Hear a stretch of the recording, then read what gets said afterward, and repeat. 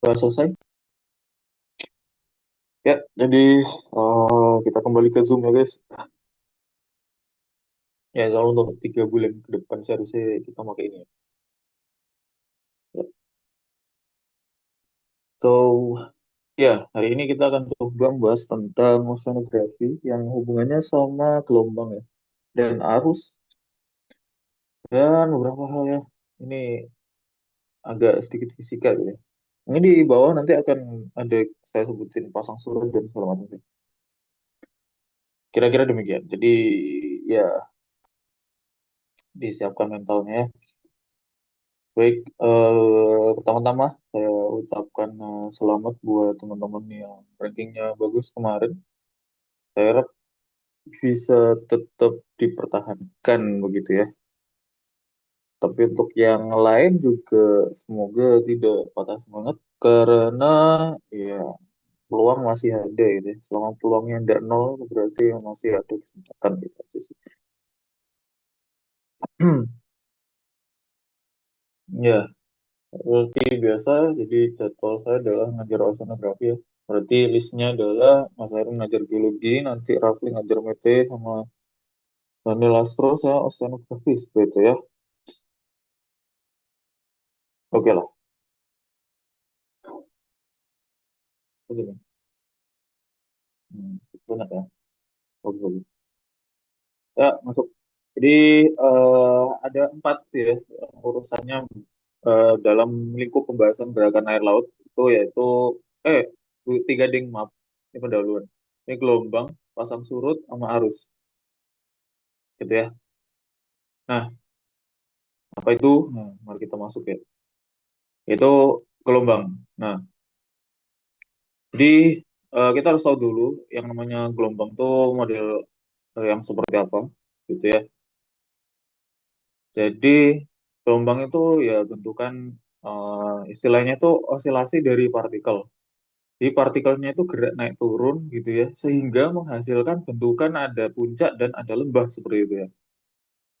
Nah, em, puncak ini bahasa Inggrisnya crest, terus lembah ini bahasa Inggrisnya trough gitu.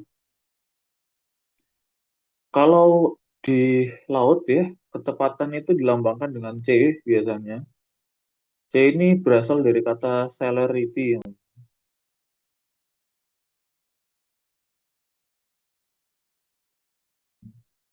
Jadi dari katanya celerity seperti itu berarti kecepatan juga. Jadi jangan bingung. Jadi di sini kecepatan pakai C. Tapi C di sini bukan C kecepatan cahaya ya. Beda kan biasa kalau kecepatan cahaya juga C ya. Nah, kalau nggak salah ini C besar boleh. Nah, nah, terus ada lagi yang lain yaitu H atau ketinggian. Ya, tinggi gelombang. Itu adalah jarak dari puncak ke lembahnya itu secara vertikal tuh berapa seperti itu ya. Itu ada H kayak gitu, tinggian gelombangnya. Terus ada lagi informasi ya, yaitu L. L ini adalah panjang gelombang gitu. Jadi jarak antara puncak ke puncak, itu namanya adalah panjang gelombang, gitu ya. Terus di sini juga ada periode dan biasanya juga ada frekuensi gitu ya. Jadi temenan kan ya. Periode ada frekuensi. Kalau periode berarti waktu yang dibutuhkan gelombang untuk mencapai dari puncak satu ke puncak yang lain gitu. Nah, nanti kita akan lihat bahwa gambaran gelombang itu kan dia seperti berputar gitu. Nah, dia dari posisi satu kembali lagi ke posisi satu. Nah, itu artinya adalah satu gelombang gitu.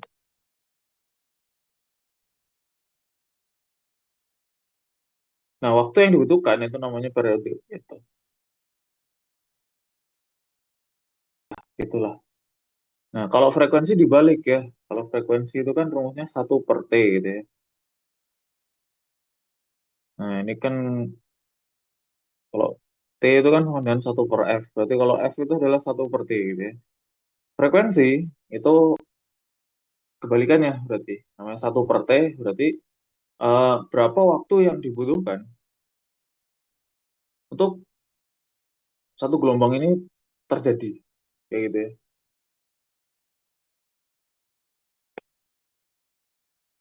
Iya, jadi kalau frekuensi itu membaca satu gelombang ini berapa waktu yang dibutuhkan. Nah, kalau periode ini itu atau gue lagi ya, dia waktu ya time itu 1/S. Nah, ya,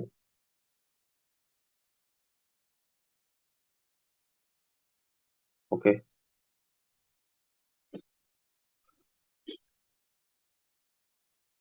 Jadi satu gelombangnya itu butuh waktu berapa gitu. Atau enggak? Oh ya, lupa maaf. Jadi dari 1 detik itu gelombang yang terbentuk ada berapa? Nah, itu baru frekuensi ya, lupa saya. Jadi kalau frekuensi itu dalam 1 detik misalkan gelombang yang terbentuk itu ada berapa? Nah, gitu. Kalau periode itu berarti satu gelombang itu waktunya berapa? Nah, gitu guys. Gampangnya sih kita mengingat ini ya, satuannya gitu ya, biar lebih gampang tuh ya. Oke, nah sebelum masuk ke situ tadi saya menemukan sebuah gambar yang menarik ya. Ya, ini mungkin gambar yang lebih jelas lagi gitu. Oke,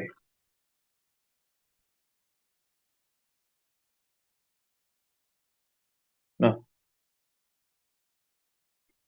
gerakan air itu seperti ini ya teman-teman ya.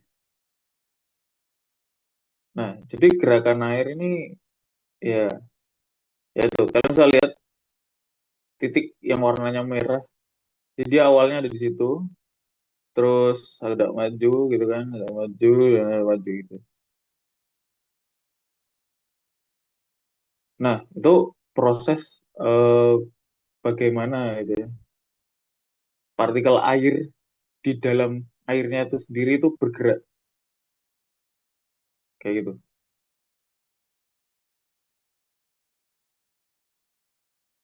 Ya, proses ini itu kita sebut sebagai orbital motion. Nah, proses ini itu bakal nanti apa? Jadi penting ya ketika kita membahas ada tempat atau daerah yang kita sebut sebagai laut dalam, ada daerah yang kita sebut sebagai laut dangkal gitu. Nah, pada dasarnya gelombang yang ada di laut itu terbentuk karena angin. Karena dia terbentuk oleh angin, nah partikel yang dekat dengan permukaan itu akan bergerak lebih jauh daripada partikel yang ada di bawah. Kenapa? Karena efek anginnya itu lebih besar terasa pada permukaan seperti itu. Jadi kalau misalkan kena angin kan gini ya, hembusannya kan gini kan. Nah, maka yang terjadi yang atas itu akan bergerak lebih jauh daripada orbital yang bawah. Kayak gitu. Nah, makanya pada dasarnya dia nanti akan kelihatan putar gini, semakin ke bawah semakin kecil. Kayak gitu. Oke, itu ilustrasinya ya. Nah, kita masuk ke beberapa rumusan ya. Oke. Baik, yang pertama adalah kecepatan gelombang. Ya, kecepatan kan gampang. Kecepatan tuh berarti ya panjang gelombang dibagi periode gitu aja. Oke. Ya, meter per second kan gitu ya. Berarti ya panjang gelombang dibagi sama waktu kan gitu. Ya, itu yang kita sebut sebagai kecepatan dari. Terus lanjut. Nah, C ini itu eh, istilahnya dia tidak tetap ya. Tergantung di tempat mana si gelombang ini dibangkitkan. Ya, ini beberapa ada sifat-sifatnya gitu ya. Hubungan antara C dan L. Dan juga kedalaman dari lautan. Oh ya, sebelumnya di sini saya lupa ada D kecil guys. D kecil ini adalah kedalaman lautan.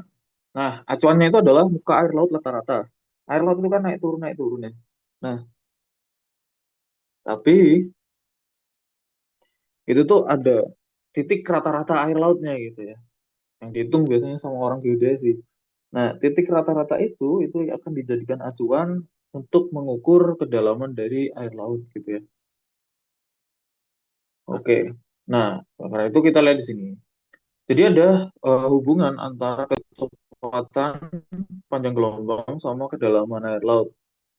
Nah, pertama ada wilayah yang kita sebut sebagai gelombang laut dalam. Nah, kalau wilayah gelombang laut dalam ini itu masuk ketika syaratnya ini, depth itu lebih besar daripada L per 2. Jadi panjang gelombang dibagi dua itu lebih kecil daripada kedalamannya. Jika itu yang terjadi, maka gelombang yang muncul itu masuk ke dalam kategori gelombang laut dalam. Tentu saja rumus yang dipakai itu bakalan berbeda dengan yang gelombang laut dangkal. Nah, makanya kita harus cek gitu ya. Nah, di sini ada beberapa informasi. Eh, C and L are constant and depend on the wave period only, and the height constant. Jadi ada beberapa hal yang konstan di sini. Kecepatannya tetap, panjang gelombang juga konstan, dan keduanya ini bakal bergantung pada periode gelombangnya saja. Jadi nanti rumusnya itu hanya T-nya saja yang berubah pada rumusnya gitu. Sedangkan kemudian ketinggiannya juga konstan juga gitu ya. Jadi ketinggian gelombangnya tadi hanya tadi itu konstan guys. Nah, terus kalian bisa lihat di sini gambarnya. Nah, orbital motion ketika proses deep water ini itu orbital yang paling bawah itu tidak mencapai dasar dari lautannya. Nah, orbital ini tuh disebabkan karena gesekan antar partikel air ya, teman-teman. Jadi kalau energi datang dari atas itu, maka energi itu akan disalurkan ke bawah-bawahnya sampai mentok ke bawah gitu ya. Nah, pada kasus deep water ini, orbital itu tidak sampai bikin air dekat dengan permukaan dasar laut itu tidak berputar gitu.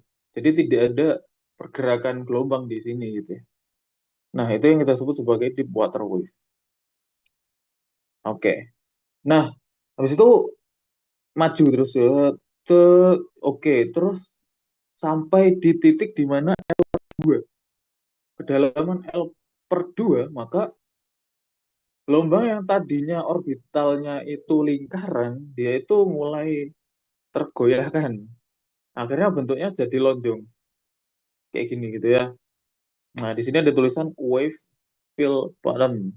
Nah, jadi orbital paling bawah itu dia mencapai dasar dari lautannya gitu ya. Tentu saja hal ini tuh akan berpengaruh khususnya pada C dan L.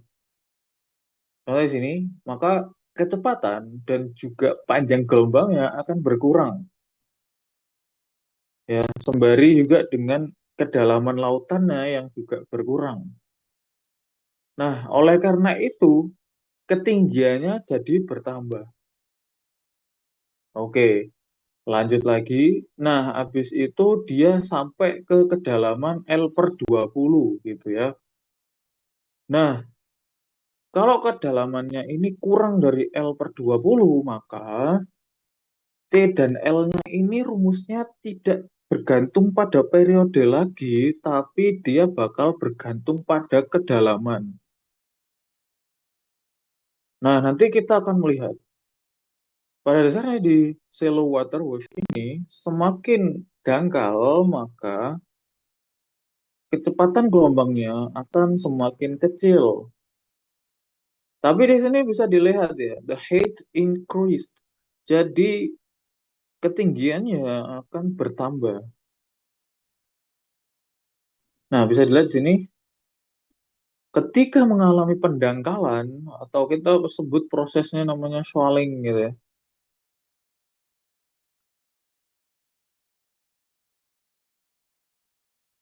Nah, ketika proses pendangkalan itu terjadi, maka salah satu yang berubah itu adalah ketinggiannya dan kecepatannya berkurang.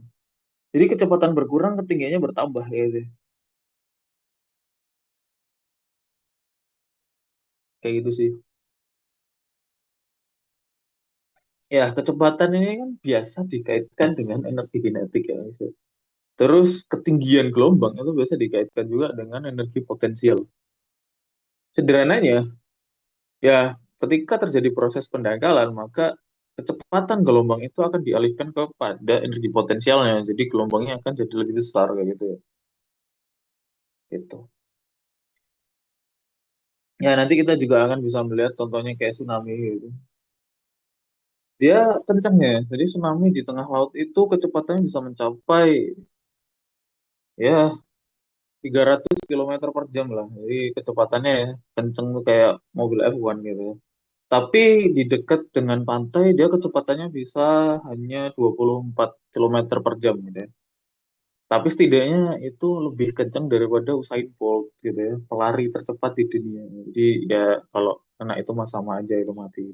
Nah, ya, tapi yang jelas terjadi penurunan kecepatan gitu ya. Tapi kalian ingat juga, nah di pantai itu ketinggian dari misalkan tsunami itu kan bakal menjadi lebih tinggi lagi ya. Bahkan ada yang tercatat sampai 30 meter. Kan. Ya, itu ya proses namanya stalling. Oke, kita lanjut. Nah, ini rumusannya, yaitu khusus untuk perairan dalam.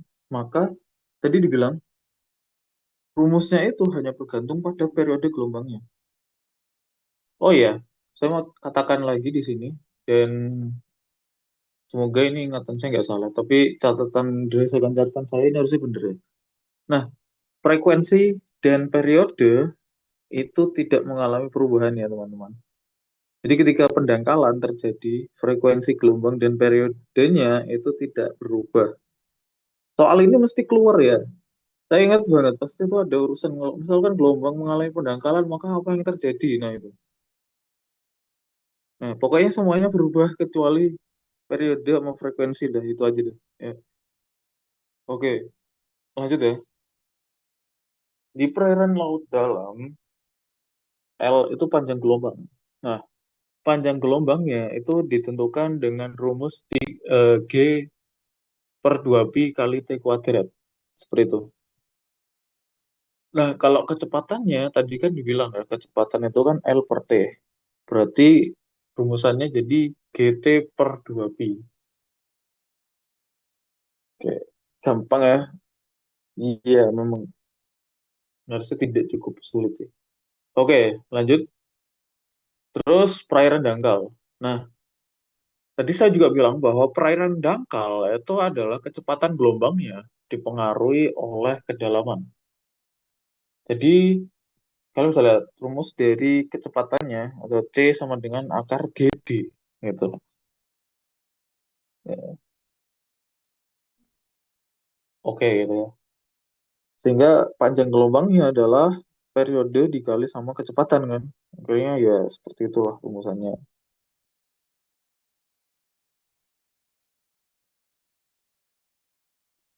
Ya, terus energinya gitu ya. Ini tuh sempat keluar pada soal tahun 2019 apa ya? Iya, OSP ya, provinsi. Iya, seingat saya ada di provinsi tahun 2019. Dia ditanya energi gelombangnya berapa. Nah, seringkali si energi gelombang ini nggak disebutin ya di buku-buku ini pun saya nyari juga.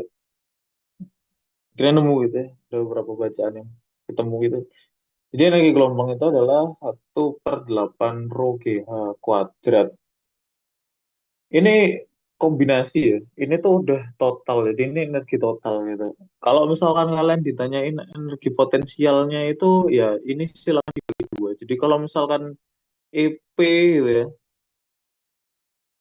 itu berarti 1/16.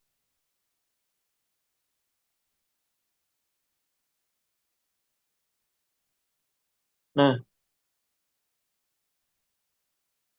energi kinetiknya juga sama ya. Jadi energi kinetiknya itu juga sama. Sehingga kalau EP ditambah EK itu nanti hasilnya adalah 1/8 rho GH kuadrat.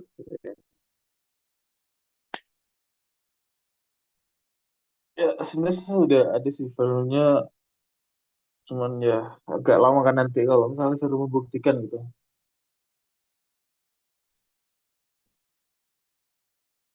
Oke, yang jelas untuk saat ini percaya ini dulu aja deh gitu ya. Ya, ini adalah rumus terkait energi gelombang. Ya. Sehingga di sini kita bisa melihat bahwa ternyata energi gelombang ini sangat dipengaruhi oleh ketinggian dari gelombangnya gitu ya. Makanya kayak tsunami itu dengan tinggi yang sangat tinggi, maka daya rusaknya bisa cukup besar. Kira-kira kayak gitu.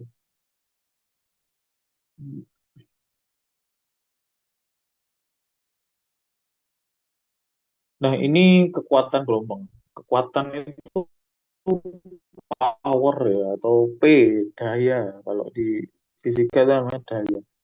Nah, jadi kalau daya itu berarti energi dikalikan kecepatan dikalikan sama N. Nah, saya nggak tahu kenapa ada N gitu ya, tapi ini adalah konvensi apa ya, kayak udah jadi rapat gitu lah, weh. Hasil rapat lah, kira ada tambahan N, itu kalau perairan dalam itu N-nya setengah, kalau perairan dangkal itu N-nya satu, kira-kira gitu lah. Gitu. Jadi kekuatan gelombang atau daya itu apa? Itu adalah banyak energi gelombang yang disalurkan pada arah rambatan gelombang. Nah, gitu. Ya, kira-kira itu sih yang rumusan-rumusan yang biasa muncul ya. Ya, di sini ada bilang, Mas, yang transisi kok nggak ada gitu ya rumusnya. Ya, untuk kasus kalian sekarang, eh, untuk ASK ya, itu tidak atau masih belum terlalu penting gitu. Karena rumusannya juga cukup rumit ya. Nah, mungkin di kesempatan selanjutnya bisa lebih dalam dipelajari kira-kira gitu. Oke, nah lanjut, udah monggo ya. Kalau misalnya ada yang nanya bisa langsung aja di raise aja. Oke, nah di sini kita baru masuk pada jenis-jenis gelombang kayak gitu. Ah, jenis-jenis gelombang. Sebenarnya ya, saya kayaknya mending jelasin gambarnya tuh pakai gambar yang ini nih guys. Nah, jadi saya menemukan tadi ada paper gitu ya, atau jurnal. Nah, ini jurnalnya, saya lupa namanya bapaknya tadi, udahlah. Pokoknya ini terkait dari tipe, ya ini ya, di judulnya ya, dari Tovoli Alessandro, tipe gelombang permukaan laut gitu kan, dan pembagiannya seperti apa. Nah, salah satu pembagiannya itu adalah berdasarkan periode gelombangnya. Itu. Kenapa begitu? Ya karena periode itu stay, gitu ya. Periode itu tidak mengalami perubahan. Sehingga periode ini cocok untuk kita pakai untuk mengklasifikasikan gelombang. Nah, kalau misalkan periodenya kurang dari 0,1 second, maka namanya capillary wave, gitu. Kalau periodenya 0,1 sampai 1 second, namanya ultragravity wave. Terus 1 sampai 20 namanya gravity wave, gitu ya. Terus ada juga infragravity wave, terus ada juga long period wave, ordinary tidal, dan transtidal gitu ya. Mungkin kalau misalnya tahu ini istilahnya apa ya, minimal gaya yang menggerakkannya itu kayak gimana gitu ya. Ya, dia yang pertama, kalau periodenya sekitar 0,1 sampai 20 second itu cenderung untuk digerakkan oleh angin. Oke. Nah, terus kalau udah 20 second sampai 5 menit, ini ada efek dari tekanan. Jadi udah ada pengaruh dari gradien tekanan gitu ya. Nah, di tempat di bumi kan ada posisi yang ada daerah dengan tekanan tinggi, ada daerah dengan tekanan rendah kan ya. Jadi ada kayak high position high dan low-nya itu kelihatan gitu di lautan, eh, di bumi gitu ya.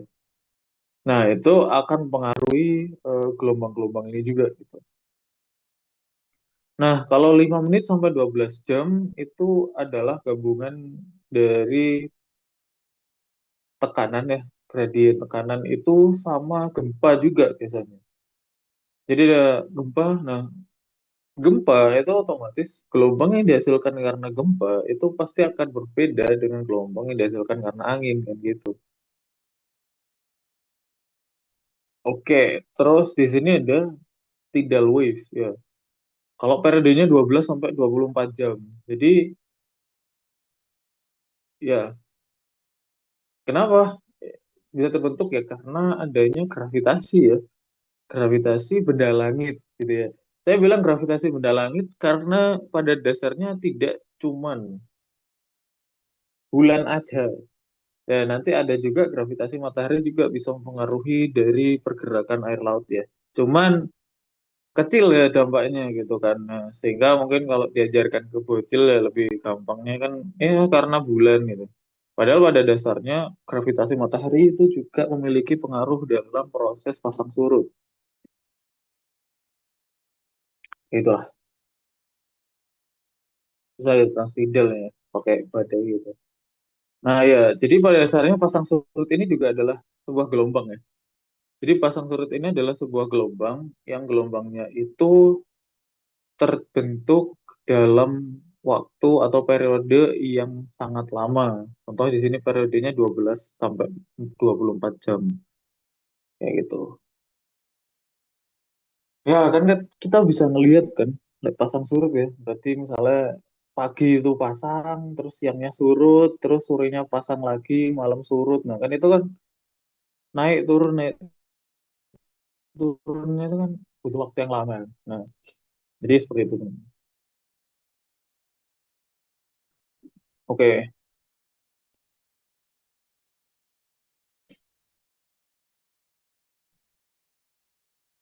langsung aja ke sini lah ya. Kayaknya ini tadi, iya, ya kayaknya rumusnya kelewat. Enggak apa. Di sini kecepatan kelompok-kelompok di laut dalam karena tiupan angin.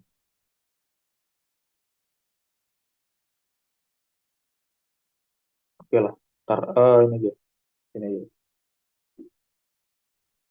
Oke, nah bicara masalah gelombang itu kita bicara tentang urusan salah satu sumber dari gelombang itu sendiri ya, yang contohnya adalah tiupan angin.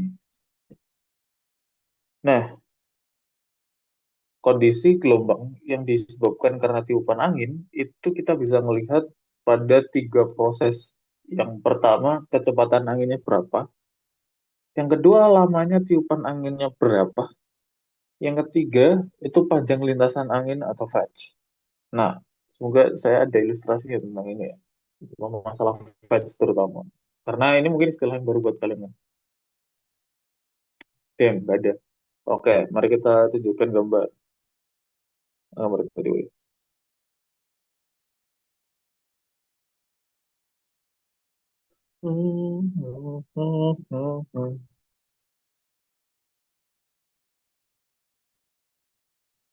Ya, seperti ini.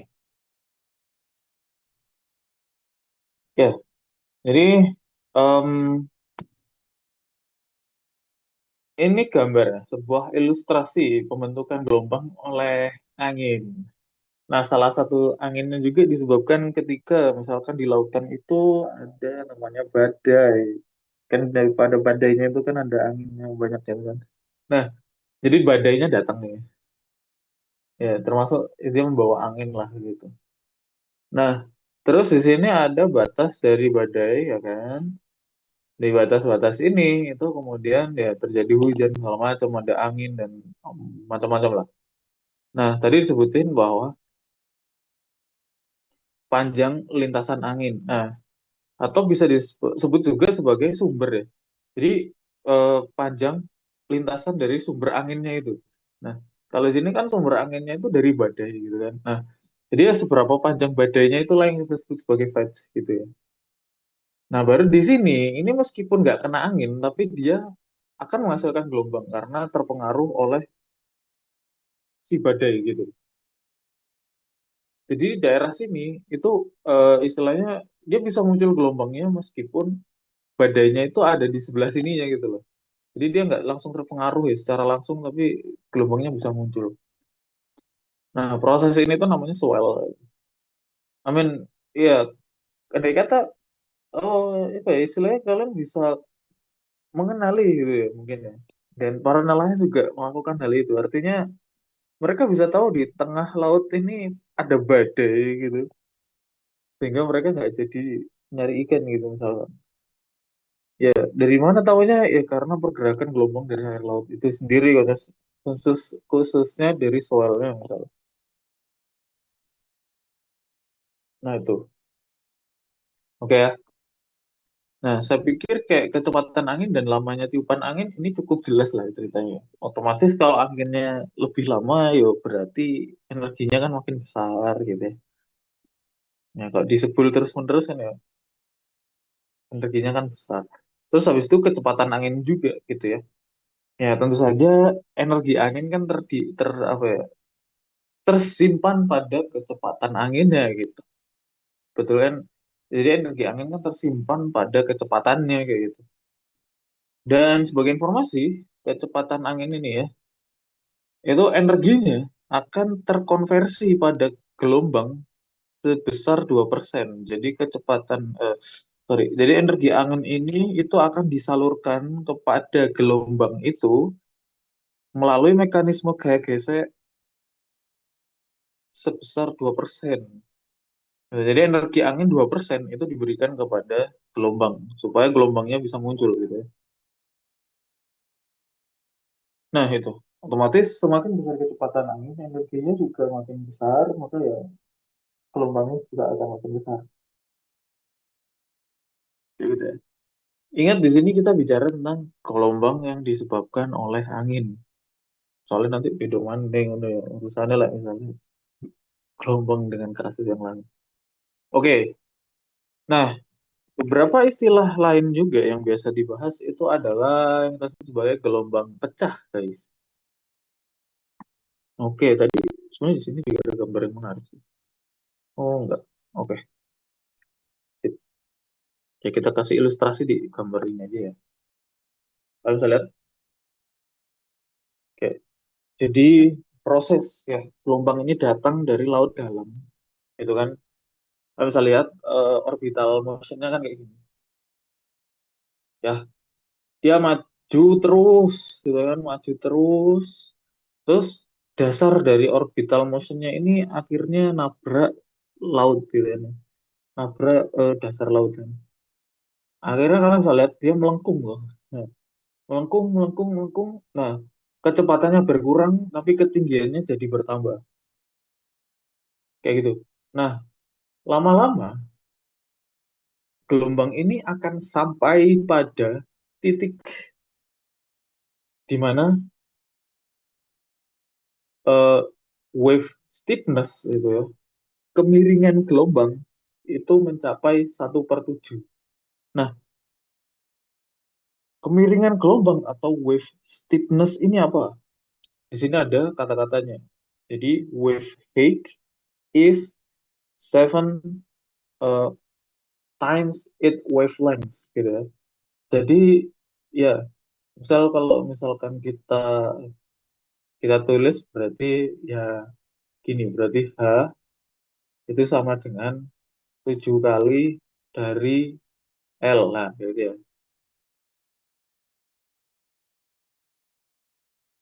Atau paling gampang, nah, L per H itu sama dengan 1/7.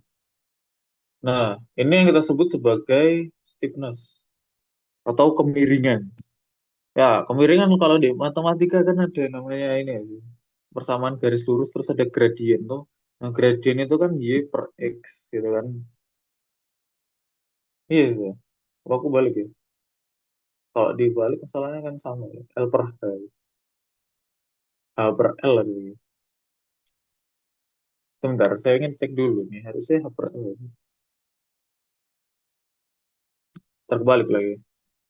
Ah, kalau kebalik kacau ini. Hmm. Ya, soalnya di sini Haber lah ya. Lah, aku kan ngikutin kata-katanya. Tinggi gelombang adalah 7 kali dari wavelengthnya. Wah, berarti ini perlu saya koreksi lagi ya berarti. Oke lah, well lah. Terus kemudian udah saya ini tapi saya lupa. Kayaknya saya lebih percaya yang ini ya, karena dia ngambilnya dari ada sumbernya dari Trujillo ya. Ya, jadi kayaknya ada di buku si ikan pari itulah, Theos Essential gitu. Nah, jadi itu ya teman-teman. Kalau saya sih kadang-kadang ngelihat rumus itu apa ya, cara ngafalinnya itu ya menghubungkan dengan peristiwa lain yang kayaknya mirip kayak itu. Bisa pikirin namanya stiffness atau kemiringan itu kan kayak gradien. Kan. Berarti like, kemiringan kayak gradien itu kan berarti Y per X kan. Berarti Y itu kan ketinggian ya. X-nya itu kan panjang gelombang gitu. Nah, saya pikirnya gitu. Nah, itu yang saya percaya sampai sekarang ya. Dan dari saya itu ya rumusnya. Sehingga stiffness itu dituliskan sebagai H per L. Nah, andai kata stiffness ini mencapai 1/7 gitu ya. Ya, itulah. Kalau stiffness-nya udah mencapai 1/7, maka gelombangnya ini akan menghasilkan break atau pecah gelombang.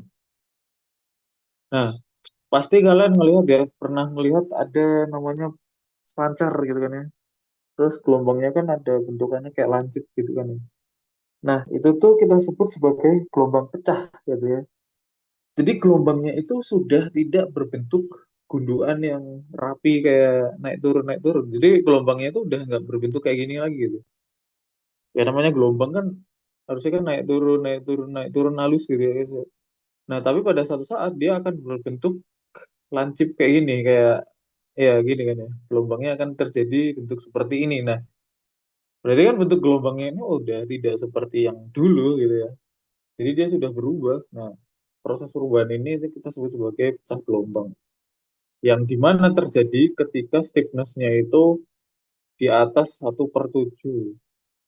Kayak gitu. Nah, itulah. Lalu bicara masalah gelombang pecah itu apa aja gelombang pecah itu ya?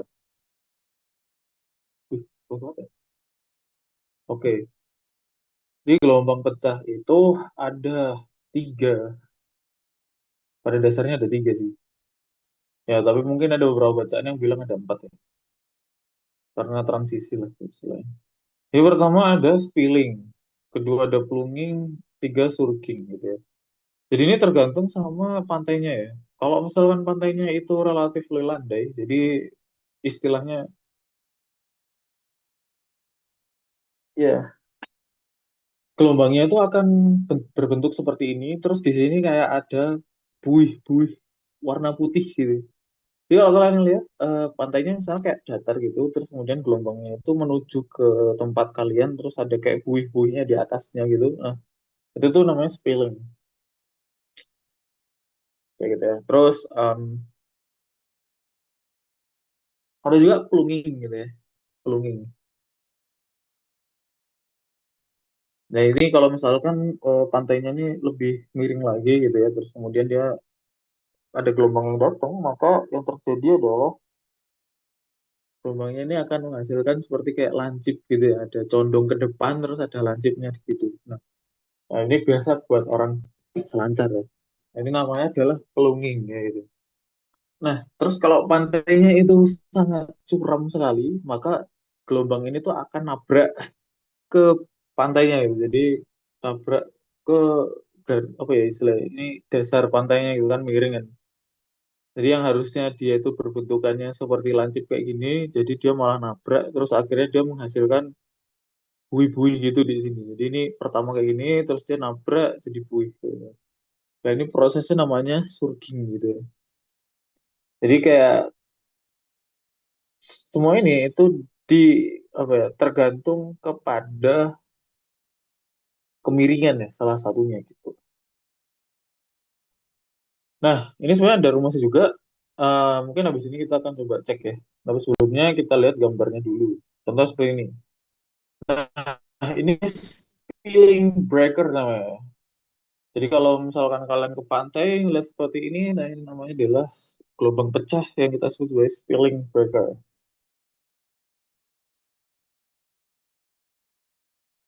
Gitu. Jadi ada bui-buinya gitu kan. Nah, putih gitu. Nah, ini spilling breaker. Biasanya gelombangnya nggak tinggi sih. Jadi ya pendek gitu. Nah, ini kalau plunging breaker, nah ini kayak gini. Jadi udah mulai gulung, jadi gelombangnya kayak ada tergulung gitu. Nah, ini namanya plunging breaker gitu.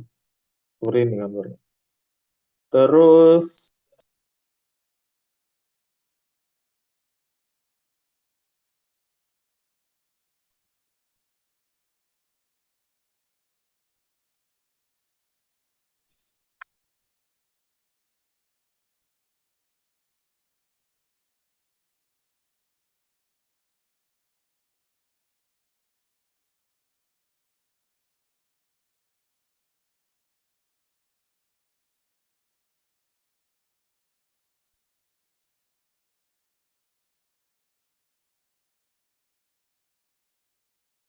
tes tes. Nah, semoga sudah masuk ya.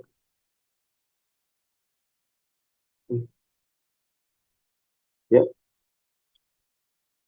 jadi ini em, kalau misalkan plungingnya ini dengan versi yang lebih besar gitu ya. Nah, besar kecilnya itu yang tergantung pemain reginya ya.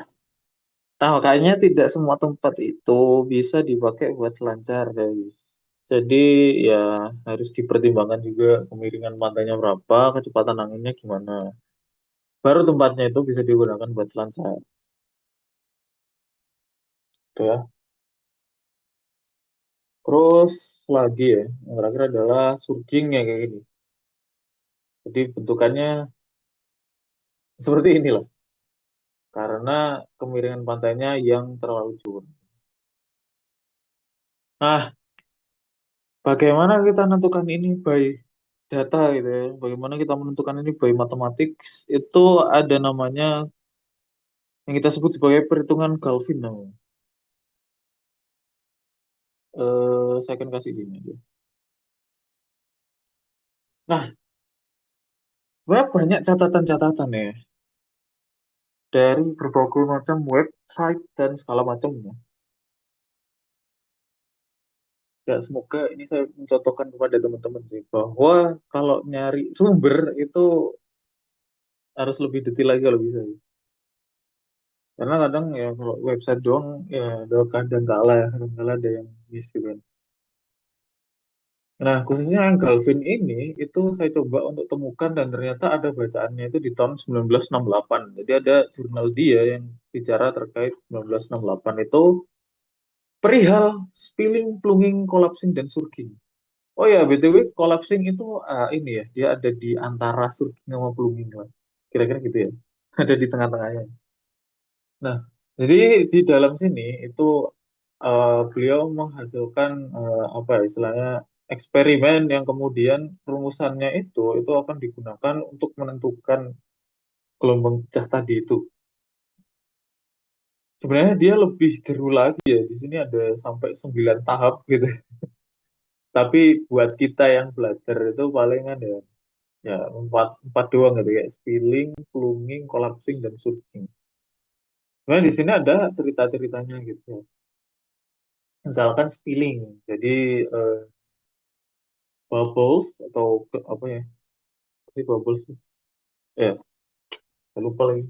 Nah, gelembung itu, gelembung terus eh, airnya ini mengalami turbulen, terus akhirnya ya gelembung-gelembungnya itu atau buih-buihnya gitu yang muncul di permukaan kelihatan warna putih gitu, dan kawan-kawan lah.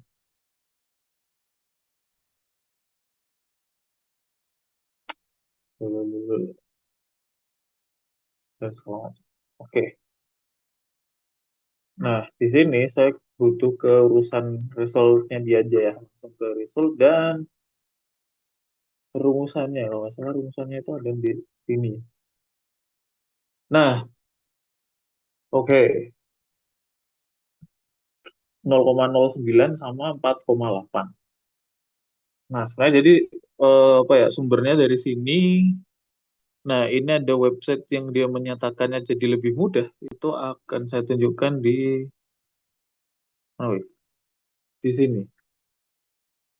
Nah, jadi ini rumusannya, guys. Rumusan dari Pak Galvin ini, yang rumusnya offshore yang ini ya, yang atas ini, itu disederhanakan gambarnya jadi kayak gini, biar kelihatannya enak ya. Tapi pada dasarnya rumusnya seperti ini. Jadi I ini adalah bilangan Galvin atau Galvin number gitu ya. Ini kalau kalian nyari juga agak susah ya. Keywordnya Galvin number tuh. Pasti. Nah, di sini ada I gitu ya. Nah, rumusnya adalah I sama dengan H itu ketinggiannya. Terus dibagi sama L. L ini panjang gelombang. Terus di sini ada tangan. Ini tan ya, ini tan. TG ya. Biasa kalau di Inggris tuh nulisnya TG bukan tan. Ya, tapi kalian tahu lah tan itu apa kan? Nah, jadi dia itu tangan dari beta. Nah, beta ini adalah sudut dari pantainya. Yang mana sudut dari pantainya ini dituliskan dalam derajat. Ya,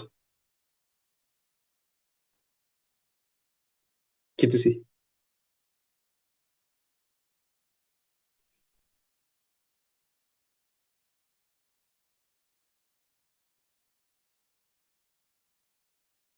Nah, tapi biasa sudut apa ya sudut lereng dari pantai itu juga bisa dituliskan dalam bentuk persen, guys. Oh, terus saya cek lagi ya. Oh, nggak ada deskripsi kok. Deskripsi pada nggak sih? Coba ke skripsi ya nih. Itu ada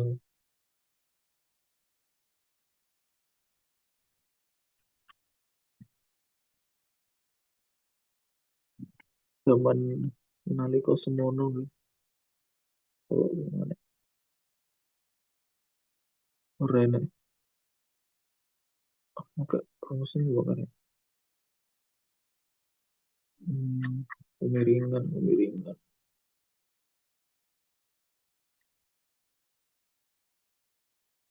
Enggak ada.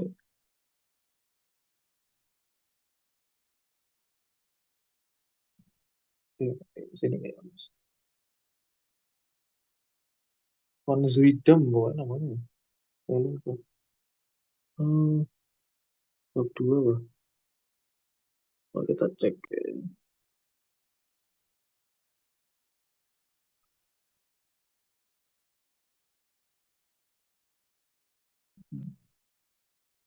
Enggak, noise.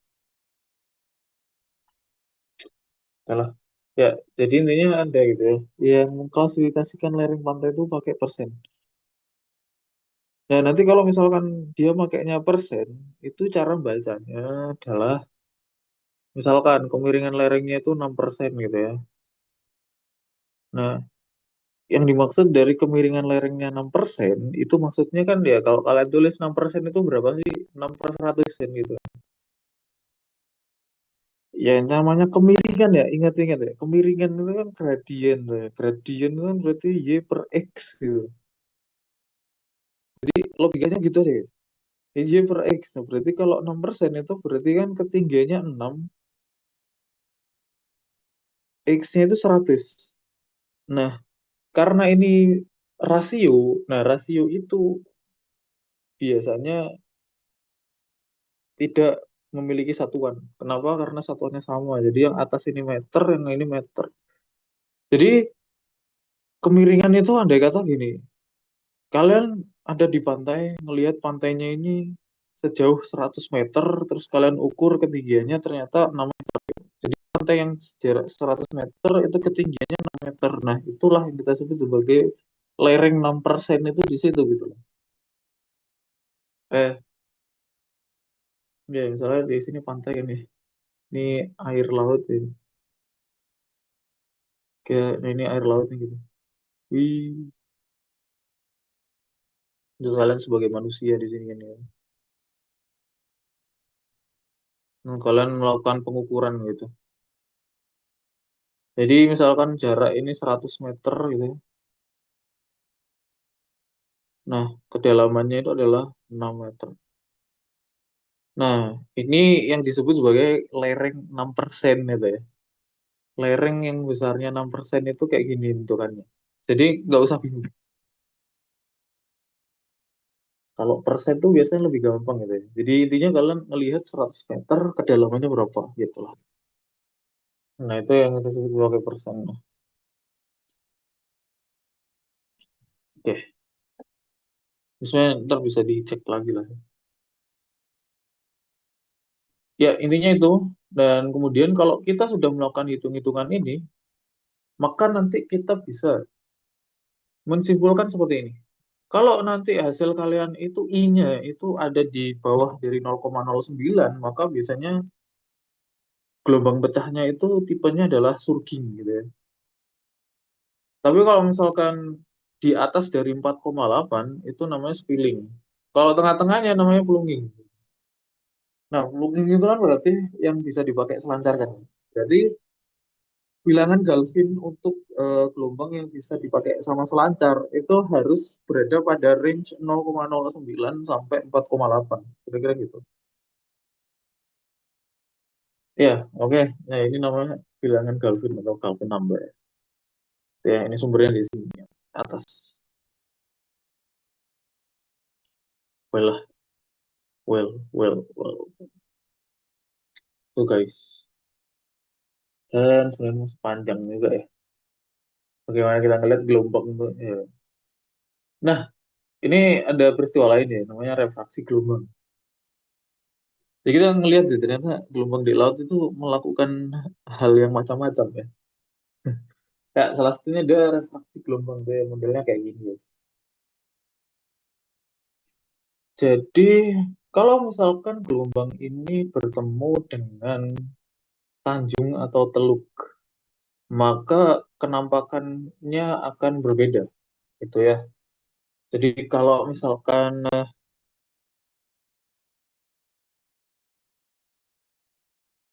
dia ketemu tanjung, maka gelombangnya ini akan cenderung terkonsentrasi gitu.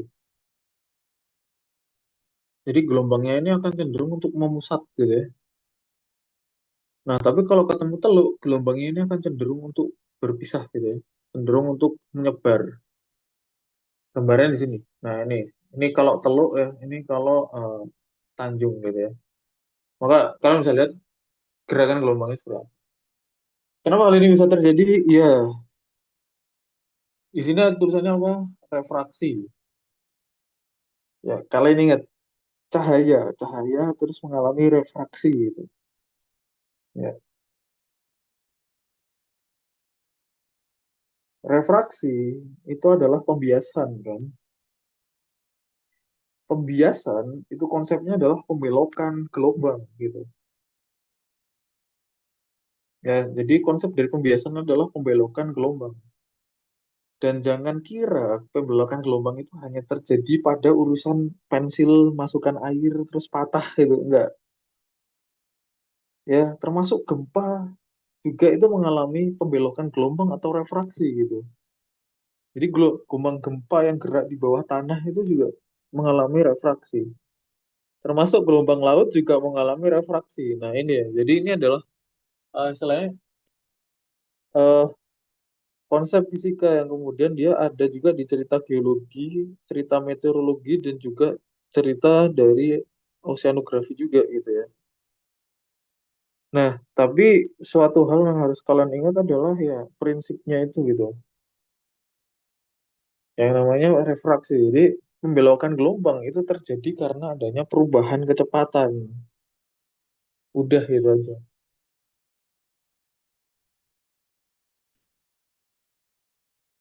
Oke,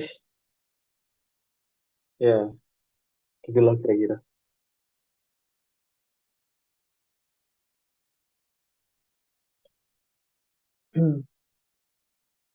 Ya mungkin kalau dilihat apa ya kayak di cahaya gitu ya, dari hukum Snellius itu. Jadi kalau misalkan gelombangnya itu kan melewati dua medium gitu ya, melewati dua medium yang berbeda. Di mana dua medium ini misalkan udara sama kaca, ya kan? Nah, ketika cahaya ini masuk ke dalam kaca yang lebih padat, maka kecepatannya akan berkurang. Nah, biasanya kalau kecepatannya berkurang, maka gelombang akan dibelokkan mendekati garis vertikal atau garis normal gitu. Nah, kalau misalkan gelombangnya ini berubah dari kecepatan rendah ke kecepatan tinggi, maka dia akan dibelokkan menjauhi garis normal kayak gitu.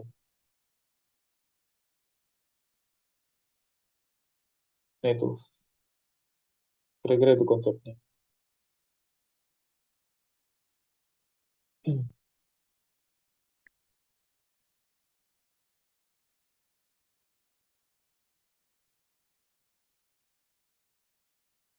Oke, ya intinya refraksi itu bicara masalah pembelokan gelombang lah ya. Nah, mungkin nanti untuk urusan gelombang di geologi sama di apa cahaya, ntar kita akan bahas lagi.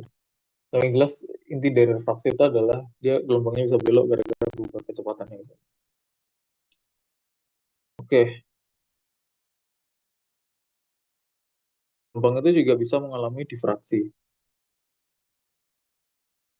Kalau difraksi itu biasa di apa ya di bahasa Indonesia kan sebagai pelengkungan gelombang. Jadi kalau misalnya lihat sini, ini gelombangnya tuh kayak lurus kan ya. Terus tiba-tiba di sini ada tembok gitu, maka gelombangnya itu akan melengkung ya. Jadi ini dia gelombangnya akan jadi melengkung ya. Nah, itu dia. Ini proses pelengkungan ini itu kita sebut sebagai difraksi. Gitu, guys. Jadi ya ini sebenarnya sama juga kayak suara ya. Misalkan di sini kalian mendengar suatu suara apa gitu ya. Nah, tapi di sini kalian apa berusaha apa ya, misalnya kalian berusaha berada di balik tembok gitu, misalkan di sini kalian ya. Ya sama aja suaranya itu akan nyampe kepada kalian.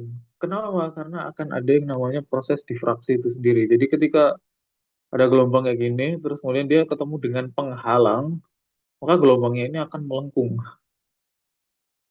kayak gitu. Nah, proses pelengkungan gelombang ini yang kita sebut sebagai difraksi. Oke, ya modelnya juga kayak gini juga sama sih. Misalkan ada semacam penghalang ya, penghalangnya kayak gini, ya kan pasti gelombang itu akan masuk kepada celah-celah ya kan. Jadi di sini ada celah-celah. Nah ini ada namanya barrier island. Nah ini ada di morfologi laut ya. Nanti kalian bisa cek di morfologi pantai. Ini namanya adalah barrier island. Ya, kayak apa ya? Pulau penghalang gitu lah. Jadi kalau ada penghalang kayak itu berarti nanti gelombangnya itu akan lewat sini yang aslinya lurus gitu kan. Maka dia akan melengkung. Nah, itu proses difraksi namanya.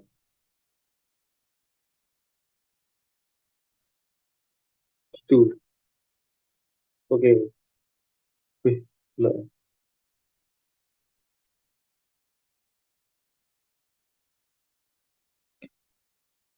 Dan secara penyebabnya gitu ya, itu gelombang juga dibagi lagi guys. Yang mana diantaranya adalah satu karena tiupan angin, karena gelombang internal, ya internal ini kayaknya berasal dari lautan sendiri ya. Oke lah. Terus ada SIC, gelombang badai karena longsor sama tsunami. Jadi maksudnya apa ya? Dengan kita menganalisa gelombang, itu kita bisa membedakan ini tsunami, ini longsor, ini kena angin, ini apa gitu. Karena ini cukup penting ya, yang kemudian dalam bahasan contohnya kemarin ketika di tahun 2018 ada tsunami di Banten gitu ya, di Krakatau gitu. Ternyata itu bukan tersebabkan gara-gara gempa gitu. Jadi dia nggak gempa gitu. Jadi dia nggak gempa, tapi ternyata malah muncul tsunami. Setelah diusut, ternyata tsunami ini muncul gara-gara longsoran dari Gunung Krakataunya itu sendiri. Jadi Gunung Krakataunya ini ketinggiannya 300, lalu habis longsor itu ketinggian Gunung Krakataunya itu tinggal 100 sekian gitu. Jadi gunungnya ini longsor semua ya, Bang. Setengah dari tubuh gunungnya ini longsor gitu loh. Dan ternyata nggak menghasilkan tsunami. Itu orang-orang pada protes gitu ya ke BMKG. Ya lah ini kok ada tsunami tapi nggak ada peringatan dari BMKG. Lah masalahnya BMKG itu kan alatnya kan pakai alat seismogram ya. Lah kalau seismogramnya nggak melihat gempa ya tidak ada apa ya, tidak ada peringatan dong gitu. Nah itu yang kemudian terjadi di tahun 2018. Jadi seakan-akan urusan tsunami itu kabeh diurusi sama BMKG gitu loh. Padahal secara penyebabnya ini dihasilkan karena gunung gitu. Terus yang paling menarik lagi juga di Sulawesi itu ya, yang Palu Koro itu. Di Palu itu juga menghasilkan tsunami kayak gitu. Padahal dia patahannya adalah patahan geser, bayangkan. Harusnya kan tsunami itu terjadi kalau misalkan patahannya itu naik atau turun kan. Kenapa yo?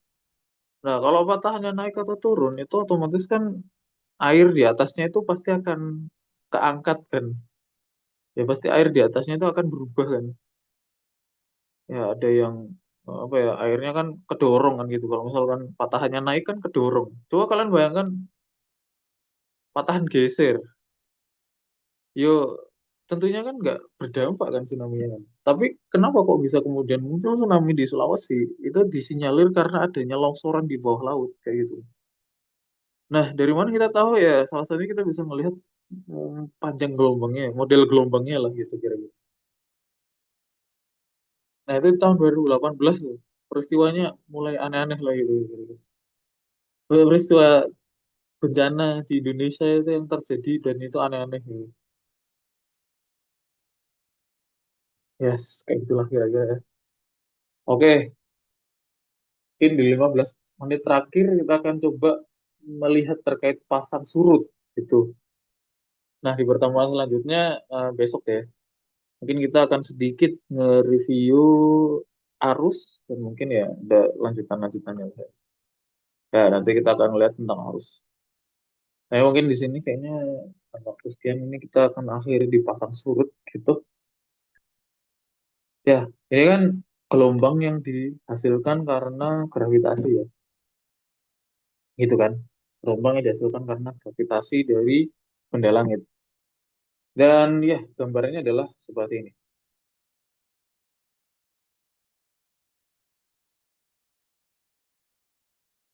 Ya, ini gambar secara gaya-gaya. Jadi istilahnya ini gaya pembangkitan pasang surut. Jadi contohnya di sini ada bulan, maka di sini eh, air lautnya itu akan ketarik gitu. Dan karena bumi, sorry, dan karena bulan ini mengelilingi bumi, jadi ya dia akan menghasilkan seperti ini lagi, ketarik gitu ya. Nah, contoh di sini mungkin bisa dilihat ya. Jadi di sini bisa dilihat ini bulan, ini bumi gitu. Nah, nanti di pelajarannya si Daniel, harusnya sekarang udah masuk MBL ya. Itu nanti kalian akan lihat juga bahwa jika ada dua benda itu yang saling mengitari, gitu ya, dua benda bermassa dan kemudian mereka kayak saling ada mengitari gitu, maka pasti ada namanya pusat massa gitu. Jadi pasti ada pusat massa antara dua benda itu gitu. Nah, pusat massa itu biasanya dijadikan titik untuk berputarnya gitu. Contoh gini, jadi misalkan kalau digambarkan, misalkan ini ada batu gede, di sini ada batu kecil, terus andai kata di sini kalian ada tongkat gitu. Nah, supaya tongkatnya seimbang, kan berarti kita harus ada di mana nih? Supaya tongkatnya seimbang, berarti kan kita harus ada di sini gitu kan. Nah, coba kalian bayangkan kalau batunya sama-sama besar ukurannya, otomatis kan titik pusat masanya itu ada di tengah-tengah kan. Tapi kalau ada salah satu yang lebih besar, maka pusat masanya itu akan cenderung kepada sesuatu yang masanya lebih besar. Nah, supaya apa ya? Supaya seimbang gitu.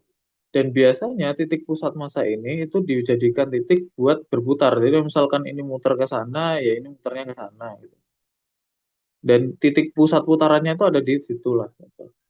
Nah, kebetulan kalau bumi dan bulan itu titik pusat masanya ada di dalam bumi gitu ya, secara matematis. Sehingga kita tidak melihat bulan dan apa ya, bumi itu berputar kayak binary star gitu. Ya, ya nanti mungkin kalian akan melihat ya ada namanya binary star. Jadi bintang itu ada dua dan bintangnya ini saling mengitari satu sama lain. Nah, kenapa bintangnya bisa kayak gitu? Ya karena pusat massa dari kedua bintang itu ada di luar dari bintangnya gitu. Jadi nanti bisa muncul bintangnya binari itu muter-muter gitu. Ya intinya itulah. Sehingga kemudian ya karena peristiwa itu gitu ya, bumi berputar, rotasi juga, eh, bulan juga rotasi gitu-gitu. Nah, itu akhirnya menghasilkan pasang surut. Dan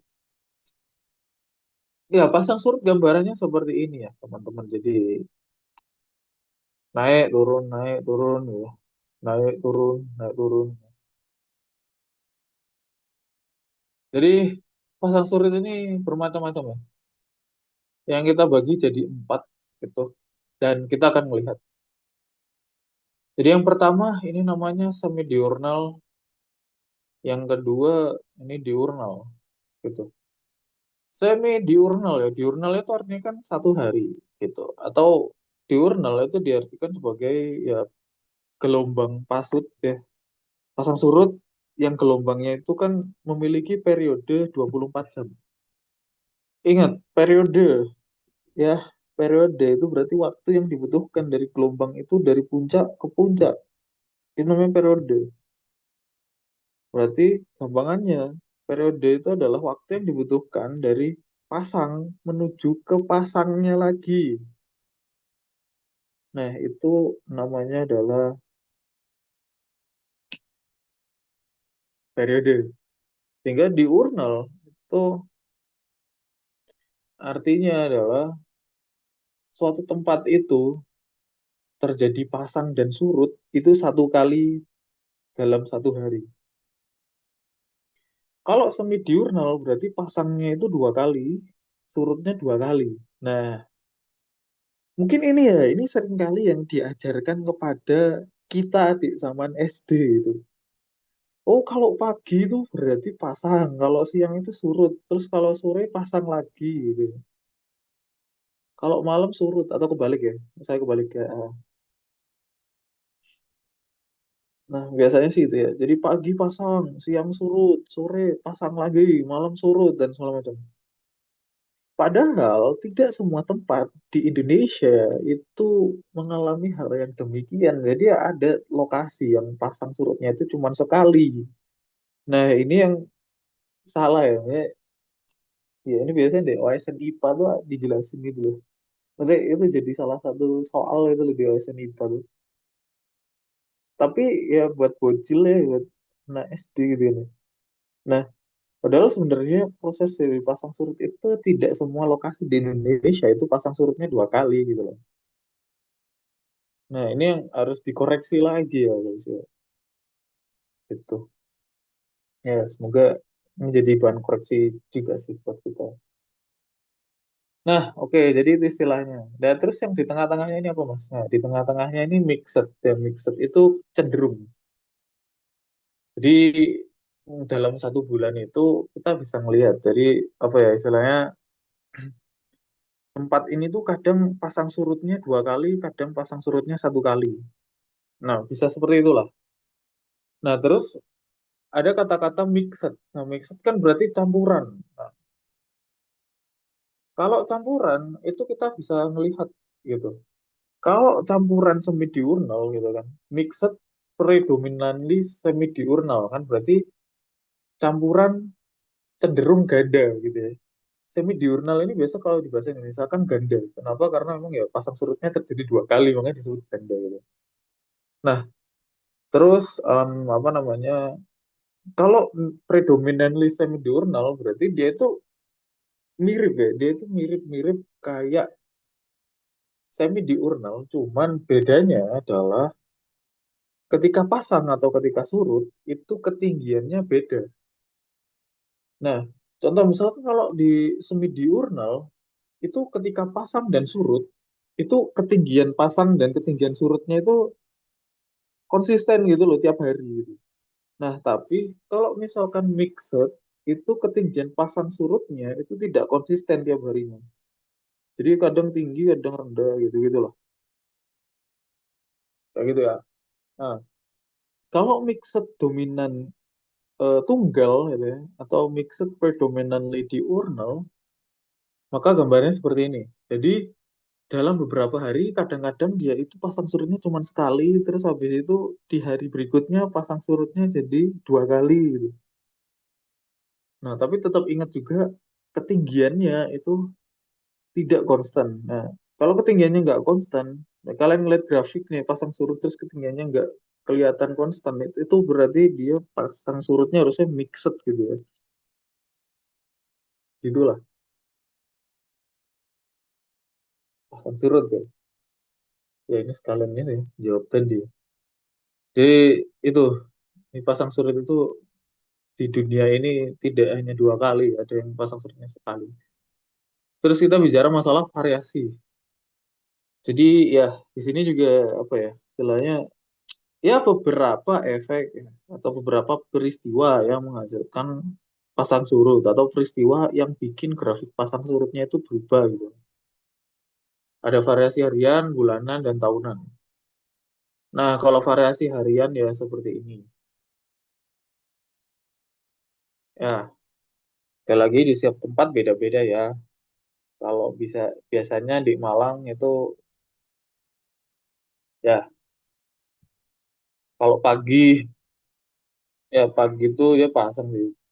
Terus kalau siang baru surut, sorenya pasang, malamnya surut.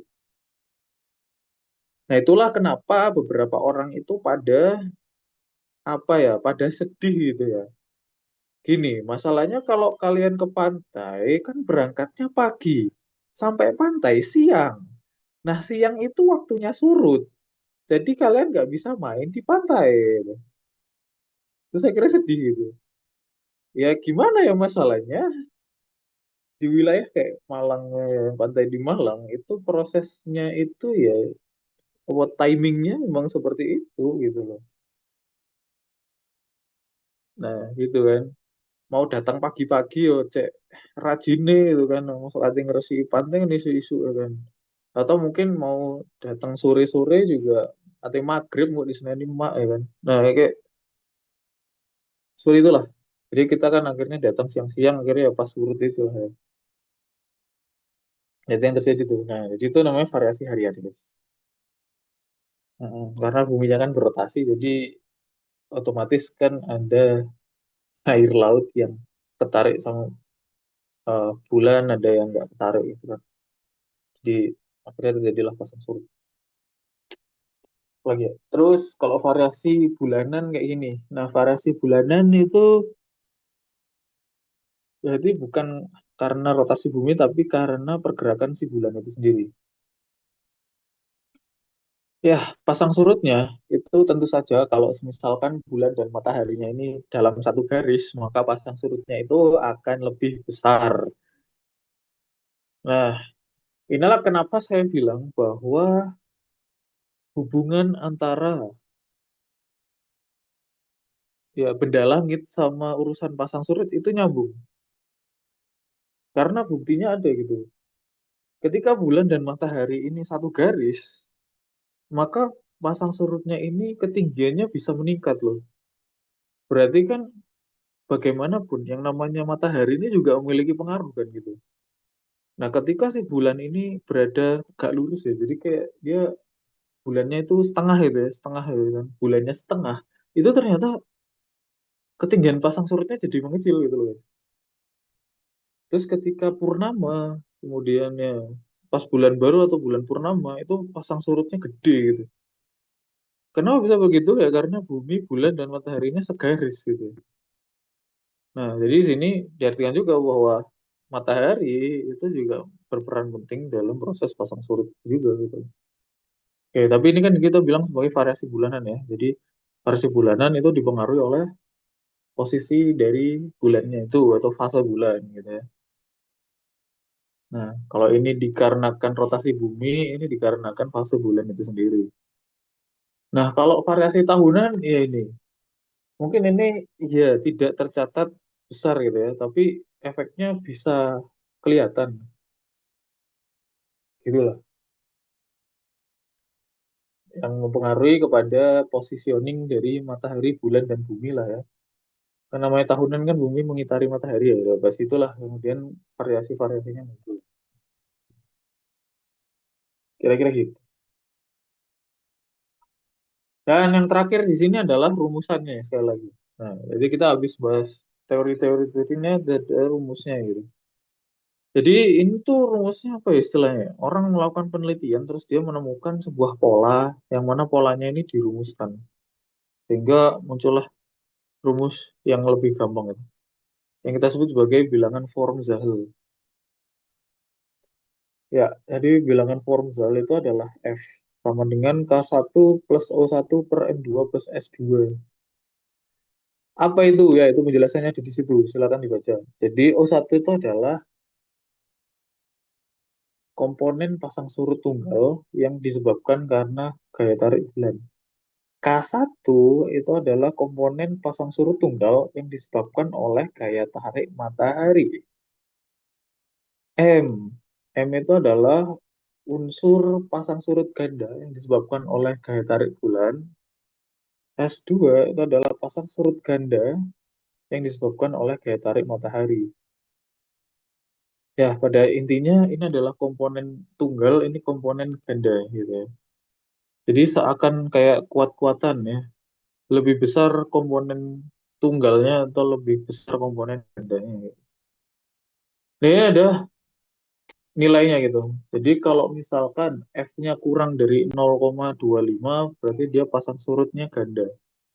Kalau F lebih dari 3 maka pasang surutnya itu tunggal.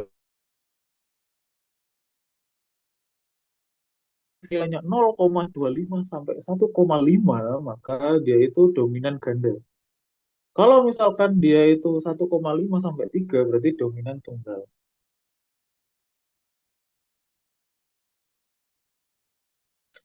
Kayak gitu ya. Ya gitulah. Ah,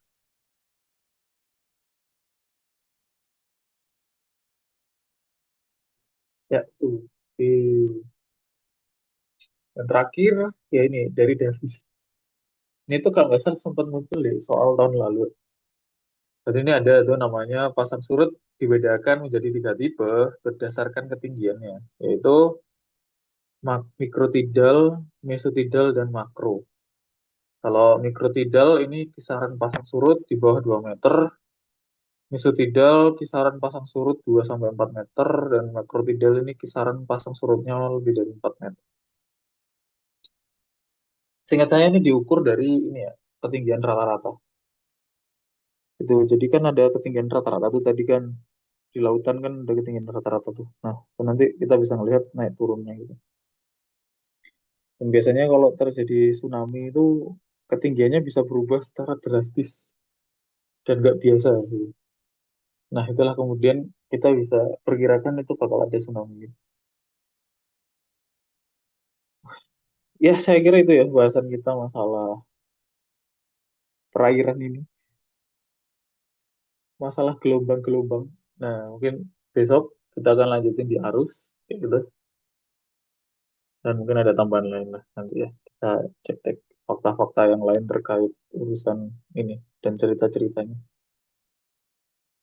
Monggo kalau ada yang mau ditanyakan, atau mungkin tadi ada yang kelewat ya tak cerita gimana.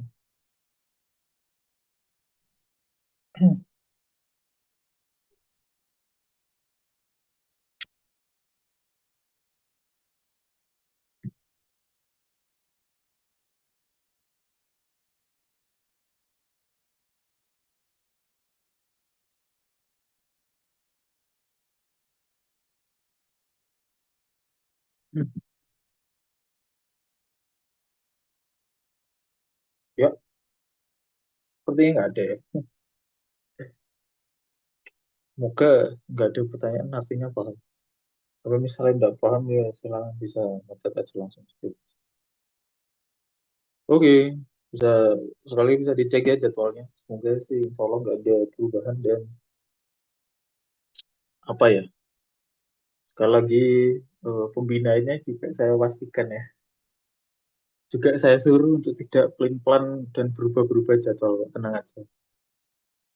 Kalau ada pembina yang berubah-berubah jadwal biasanya juga sedikit tak marah guys. Karena tentu saja kalian kan pasti punya jadwal buat main, ya. Kalian punya jadwal buat kemana-mana. Kalau misalkan pembinaannya tiba-tiba ganti jadwal kan, jadwal main kalian kan jadi berubah kan biasa jadi parah. Nah, itu kita menghindari itu ya. Jadi kita udah punya jadwal main, kita udah punya jadwal belajar. Jadi khusus ya, model. Sip ya, segitu saja dari saya. Mohon maaf kalau ada kurang lebihnya. Mari kita tutup dan doa kafaratul majelis. Subhanallah wa bihamdika, asyhadu an la ilaha illa anta, astaghfiruka wa atubu ilaik. Sekian, Assalamualaikum warahmatullahi wabarakatuh. Waalaikumsalam warahmatullahi wabarakatuh. Terima kasih Mas.